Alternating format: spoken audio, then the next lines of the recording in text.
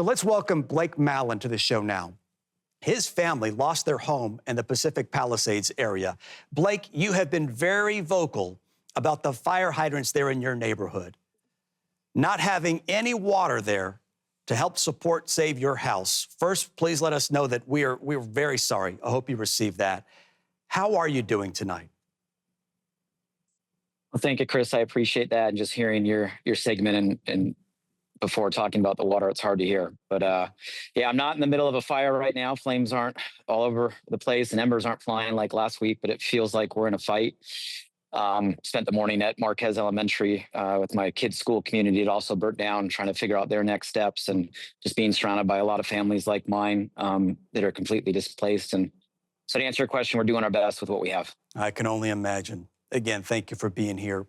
We're looking at some video that you've shared on Instagram. You've really documented the emotional roller coaster that you went through last week. These videos have been viewed millions of times on social media. Tell us about the day that you lost your home. Because at first, you thought firefighters were going to be able to save it, didn't you? Not at first, Chris, all the way up until the very end. So I live up in what's called the highlands of Pacific Palisades. It's ground zero where all this started. Matter of fact, right now it looks like a complete crime scene because they're investigating the power lines literally right behind my house. So yeah. I saw the very first flames right behind my house. Obviously got my family out, my kids out as fast as possible and safe, but I chose to stay. Not something I recommend for most people, for sure, especially having lived through what I just lived through. But I chose to stay nonetheless because I wanted to protect my house and do what I can to protect the neighborhood.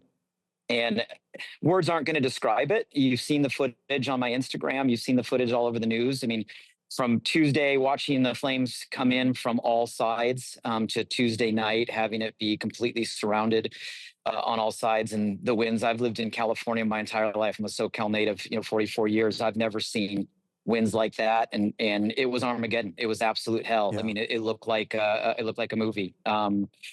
And yeah, all the way through Tuesday night, myself and my neighbor Alex were putting out hotspots, hundreds of hotspots up and down our street with fire hoses until around 3 a.m. Tuesday night, Wednesday morning, where everything just turned off. And we sat there as what we were doing was working. I mean, we were there, it was working. It was saving houses. It was saving homes. It was saving my home. And everything just stopped.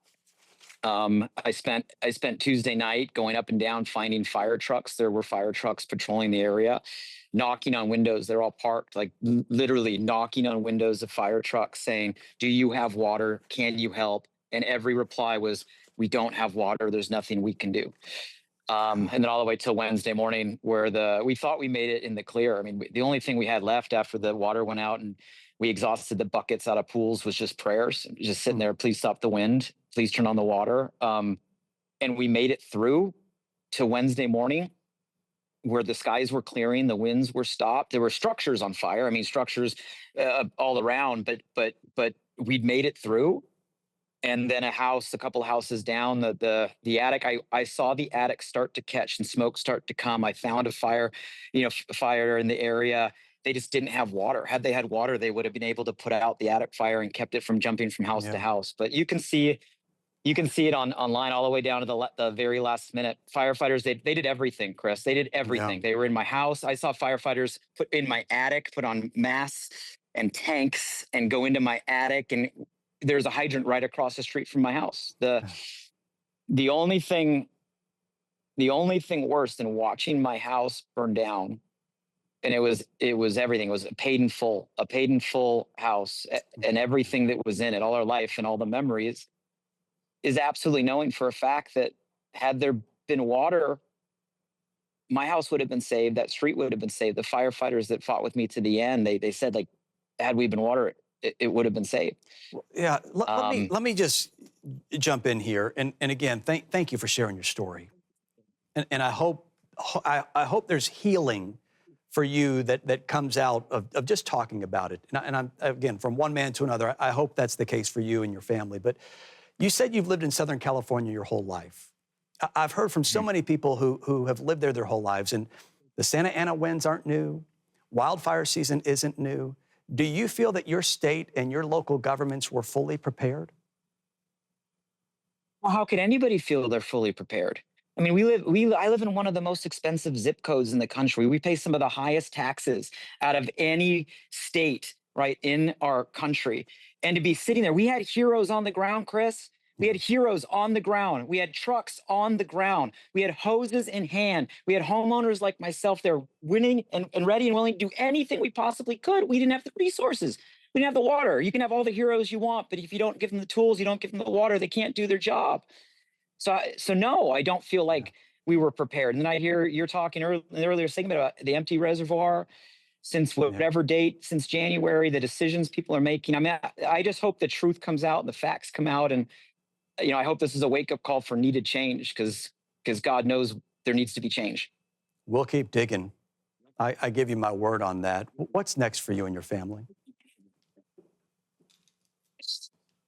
I mean, right now we're just thinking what's immediate steps. How do we put the kids in school?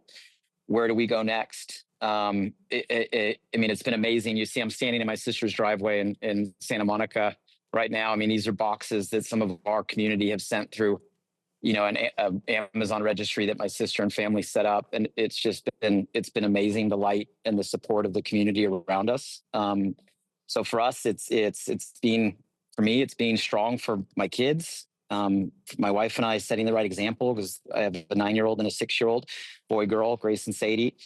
And I know this is going to be a pivotal point in their life. So it's being the right example for them and figuring out next steps for us immediately. And where we go from there, I don't know. I just hope that our story, because it's not just our story. I mean, there's thousands of stories of families just like ours in similar situations.